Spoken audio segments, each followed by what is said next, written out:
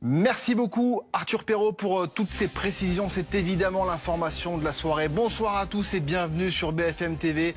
Bienvenue dans Week-end Direct. L'actualité ce samedi, vous le voyez, ce sont ces images d'affrontements très importants entre supporters de l'Olympique Lyonnais et du Paris Saint-Germain, envers également les forces de l'ordre qui ont eu lieu à un péage d'autoroute près d'Arras tout à l'heure. Un bus a pris feu, image extrêmement violente, plusieurs blessés parmi les forces de l'ordre. Ce match était placé à très haut risque, on y revient dans un instant.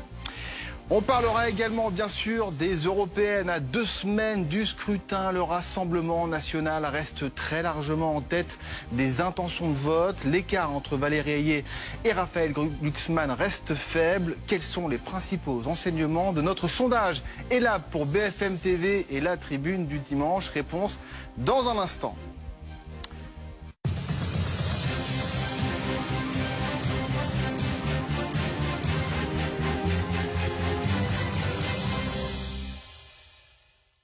Je vous le disais, donc image, en tout cas incident très sérieux, c'était en marge de cette Coupe de France. Vous les voyez, ces images, elles tournent en boucle depuis tout à l'heure avec ces cars qui ont été pris à partie par des supporters lors de ces déplacements de supporters pour la Coupe de France. C'était en fin de journée au niveau du péage de Fresnes. On retrouvera tout à l'heure notre correspondant. Restez bien sur BFM TV. On marque une toute petite pause. On revient dans un instant pour tous ces thèmes.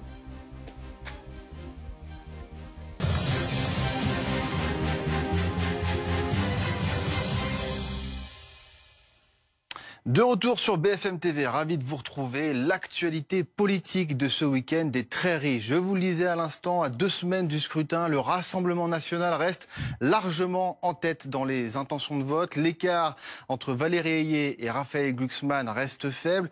Alors quels sont justement les principaux enseignements de notre sondage? Et là, pour BFM TV et pour la tribune du dimanche, on va en débattre avec mes invités. Bonsoir Bruno Jeudier, merci d'être sur ce plateau. À vos côtés, Serge Faubert, bonsoir, journaliste et fondateur de